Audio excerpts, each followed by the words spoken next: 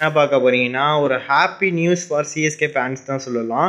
Reason என்னன்னா, Devon Conway ஃபார்முக்கு வந்துட்டாரு அப்படின்னு தான் சொல்லலாம். ஸோ ரீசன்ட் மேட்ச்சில் ஒரு செம்மையான நாக் 2 மேட்சும் ஒரு ஸ்லோ நாக்னாலும் ஒரு மெச்சூரான நாக் ஆனார்.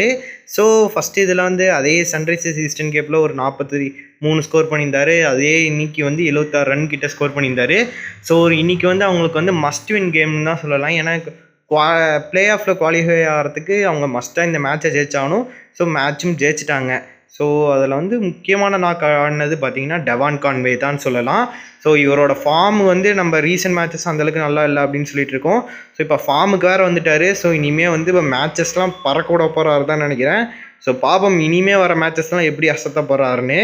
ஸோ இவர் மட்டும் ஃபார்மில் இல்லை கைஸ், இன்னொரு பேட்டரும் ஆல்ரவுண்டரும் ஃபார்மில் இருக்கார். அவர் பார்த்தீங்கன்னா டோர்னமெண்ட்டில் டாப் ஸ்கோராக இருக்கார். யாருன்னு பார்த்தீங்கன்னா இது சாம் கரன். அவர் வந்து லீடிங் லிஸ்ட்டில் இருக்காருன்னு சொல்லுவேன், டாப் ஸ்கோரர் இல்லை கைஸ்.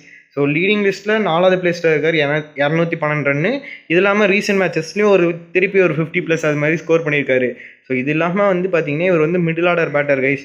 ஸோ ஒரு மிடில் ஆர்டர் பேட்டர் எல்லா மேட்சும் நீட்டாக வந்து ஃபினிஷ் பண்ணி கொடுக்குறாரு. ஸோ செம பேட்டிங் எபிலிட்டி பயங்கரமாக இருக்குது. ஸோ பவுலிங்கும் இப்போ வந்து இம்ப்ரூவ் பண்ணிகிட்ருக்காரு, எக்கனாமிக்கலாக போட்டுட்ருக்காரு அப்படின்னு தான் நினைக்கிறேன். பயங்கரமாகவும் போடுறாரு. ஸோ இவர் வந்து மஸ்ட்டாக இருக்கிறதுக்கு வாய்ப்புகள் அதிகமாகிட்டு இருக்குது. ஜிம்மி ஓவர்டனா இவருன்னு பார்த்தீங்கன்னா மஸ்ட்டாக இவர்.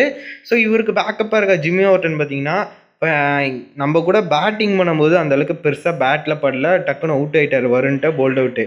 ஸோ அதுக்கப்புறம் பார்த்தீங்கன்னா இது பவுலிங் போடும்போது முக்கியமான விக்கெட்டான ஹர்திக் பாண்டியா விக்கெட்டை இவர் தாங்க தூக்குனார். ஸோ ஹர்திக் பாண்டியா வந்து புதுசாக அவர் வந்து விளாட ஷார்ட்லேயே வந்து எடுத்தார். எதனால் ரீசன் பார்த்தீங்கன்னா ஒரு எக்ஸ்ட்ரா பேஸ் வச்சுருந்தனால ஒரு பீட்டன் ஆகிட்டு டக்குன்னு எடுத்துட்டார். ஸோ இதே வந்து இவர் வந்து ஸ்லோயரம்னு ஒன்றும் யூஸ் பண்ணியிருந்தாலும் விக்கெட்ஸ் எடுத்துருக்கலாம். ஆனால் ஸ்லோயரம் அந்தளவுக்கு போடல, ஃபுல்லாக பேஸ் அண்ட் பால் தான் போட்டுட்டு இருந்தார். ஸோ அதனால தான் வந்துட்டு இவருக்கு வந்து பெருசாக எக்ஸ்பென்சிவாக இல்லைன்னு சொல்லலாம்.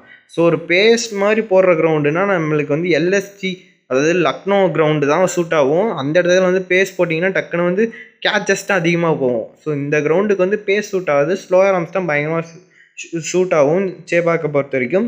ஸோ அதனால் அவர் வந்து கொஞ்சம் இதை மட்டும் யோசிச்சு போட்டார்னா வேறு மாதிரி இருந்திருப்பார் அப்படின்னு சொல்லுவேன் ஜிம்மி ஓவர்டன். ஸோ இனிமேல் வர மேட்சஸில் ஜிம்மி ஓவர்டனும் அசத்துவார்னு எதிர்பார்ப்போம். ஸோ இதே போல் மிச்சம் இருக்க பிளேயர்ஸ்லாம் அப்டேட்ஸ் வேணும்னா மறக்காமல் சேனல் சப்ஸ்கிரைப் பண்ணி வச்சுக்கோங்க. ஸோ இது போல் மேலும் நம்ம சிஎஸ்கே அப்டேட்ஸ் வேணும்னா மறக்காமல் சேனல் சப்ஸ்கிரைப் பண்ணிக்கோங்க.